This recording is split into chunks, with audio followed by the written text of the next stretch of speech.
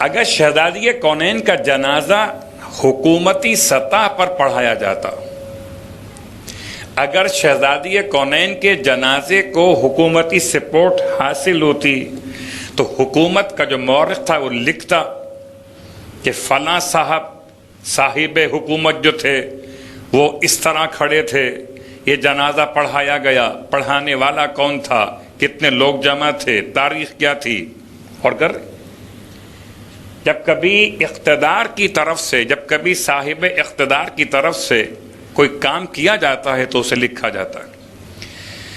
لیکن چونکہ اس کے برخلاف شہزادی کونین کے جنازے کے اعتبار سے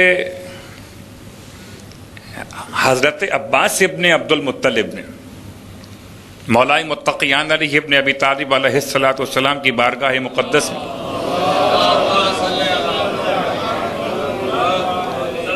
محمد وآل محمد اللہم صلی علی محمد وآل محمد وعجل فرجہ ایک قاصد کو روانہ کیا تھا. قاصد کا نام بعض مورخین نے لکھا عمار یاسر. حضرت عباس کا قاصد عمار یاسر امیر المومنین کی بارگاہ میں کیا پیغام لے کر آئے کہ آپ کے چچا عباس آپ کو سلام کہتے اور آپ کے چچا کہتے کہ انتظار کیجئے کہ جنازہ نہ اٹھائیے بھی یہاں تک کہ تمام افراد کو جنازے کی اطلاع نہ دے دی جائے. چونکہ سیدہ کا مقام اتنا بلند ہے، بنت رسول ہیں، اللہ کے رسول کی بیٹی، تو ہم چاہتے ہیں کہ جنازہ بڑے شان اور شوکت کے ساتھ اٹھایا جائے کہ مدینے کی ساری گلیاں جنازے کے شرکا سے بھر جائے. یہ مشورہ مولا کو دیا گیا اور حضرت عباس کی طرف سے دیا گیا. مولا نے حضرت عباس کی طرف سے پیغام لانے والے عمار یاسر سے ارشاد فرمایا، عمار جا کر چچا سے کہیے کہ میرا بھی آپ پر سلام، خدا آپ کی شفقتیں باقی رکھے ہمارے لیے، آپ کی محبت اپنے مقام پر، لیکن چچا میں آپ کے مشورے پر عمل کرنے سے قاصر ہوں. میں آپ کے اس مشورے پر عمل کرنے سے قاصر ہوں. کیوں؟ اس لیے کہ خود بنت رسول کی وصیت کے اعتبار سے جنازہ اس طرح سے اٹھایا جائے کہ جن افراد نے سیدہ کو اذیت پہنچائی ہے ان افراد کو جنازے میں شریک نہ ہونے دیا جائے. اب جو سوال آ رہا تھا کہ 2 تاریخیں کیوں ہیں، اس پر ایک ذرا سا وضاحت سامنے آ گئی کہ چونکہ جنازہ رات کی تاریکی میں لوگ جمع ہو گئے تھے،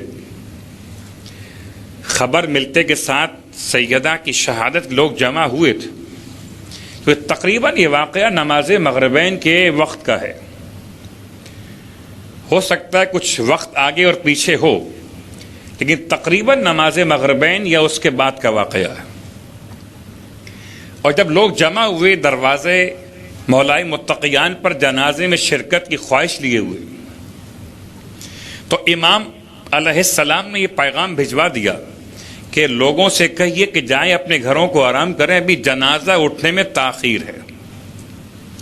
اور جب لوگ اپنے گھروں کو چلے گئے تو اتنا انتظار کیا گیا کہ یہاں تک کہ شب کا ایک حصہ، رات کا ایک پہر گزر گیا.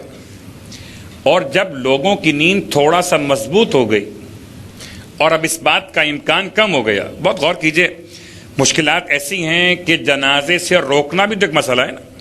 کوئی اگر جنازہ پڑھنے چلا آیا تو کیا اس کو روکنا ممکن ہے؟ کیا اسے امام علیہ السلام نکال دیں گے؟ ممکن نہیں ہے. تو آپ نے ایسا طرز عمل اختیار کیا کہ نہ کسی کو نکالنا پڑا اور نہ کسی کو بلانا پڑا. جن کا انتخاب تھا وہ انتخاب کے ساتھ رہے، جن کو الگ رکھنا تھا وہ الگ رہ گئے. تو آپ نے ایک وصیت سیدہ کا لحاظ کرتے ہوئے رات میں تاخیر کی. بہت غور کیجیے گا، گرچہ حکم شریعت یہ ہے کہ جنازے میں تعجیل کی جائے، اور آپ یہ سوچ سکتے ہیں بھلا کہ شریعت کا محافظ، شریعت کا بیان کرنے والا تعجیل کو چھوڑ کے تاخیر اختیار کرے.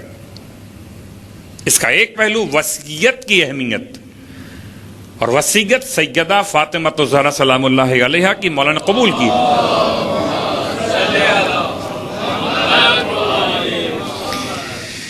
اب یہاں پہنچ کر ایک سوال یہ پیدا ہوتا ہے کہ شہزادی آپ نے وصیت کیوں کی ایسے؟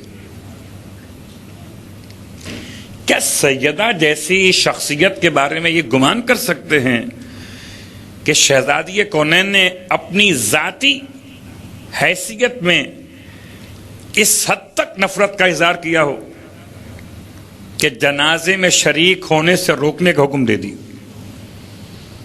یقیناً کوئی تو ایسی بات تھی.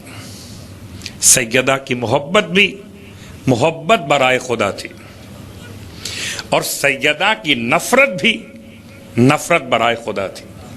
سیدہ نے جس سے محبت کی برائے خدا کی، اور سیدہ نے جس سے نفرت کی برائے خدا کی.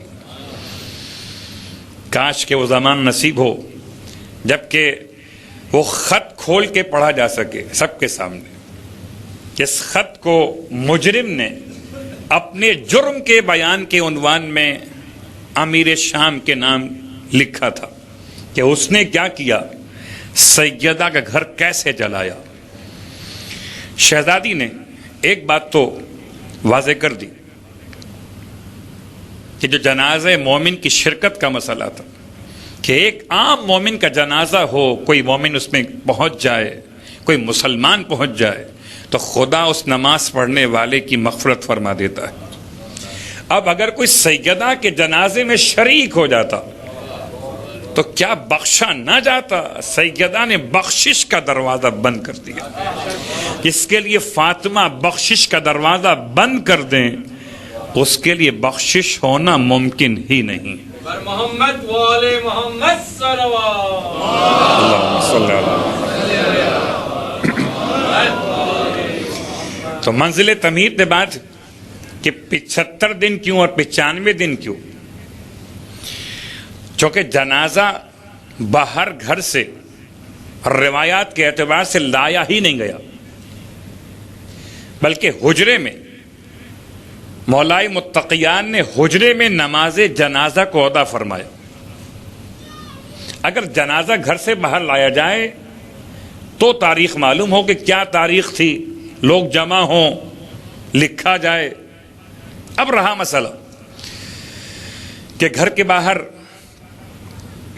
جو افراد آ بھی سکتے تھے ان کو اس انداز سے روک دیا گیا کہ جنازے میں تاخیر کی گئی. پھر مولا نے وصیت فرمائی اپنے بچوں سے کہ اپنی ماں کے جنازے پر بھی آہستہ گریا کرو. کیوں؟ کہ کہیں آواز گھر سے باہر نہ چلی جائے. آواز باہر جائے گی. آواز باہر گئی کب گئی؟ وقت شہادت گئی، وقت جنازہ نہیں گئی. وقت شہادت اور ہے، وقت جنازہ اور ہے، اور درمیان میں تقریباً 3 سے 4 گھنٹے کا فاصلہ ہے. وقت شہادت تو گریا بلند ہوا، لیکن وقت جنازہ امام کی وصیت تھی. امام نے تاکید فرمائی کوئی زور سے نہ روئے کہ کہیں آواز گھر سے باہر نہ چلی جائے. اور اس کے بعد اس سوال کا جواب تلاش کرتے ہوئے کہ 75 دن اور 95 دن شہزادی کونین تو اپنے سارے مصائب کو ایسے چھپا کے رکھتی تھی کہ اپنے گھر کے افراد کو بھی آپ نے معلوم نہیں ہونے دیا.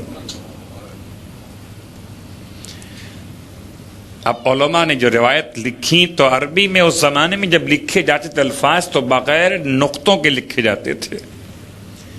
لکھا گیا 75 یا 95، 75 75 یا 95 95، 75 95۔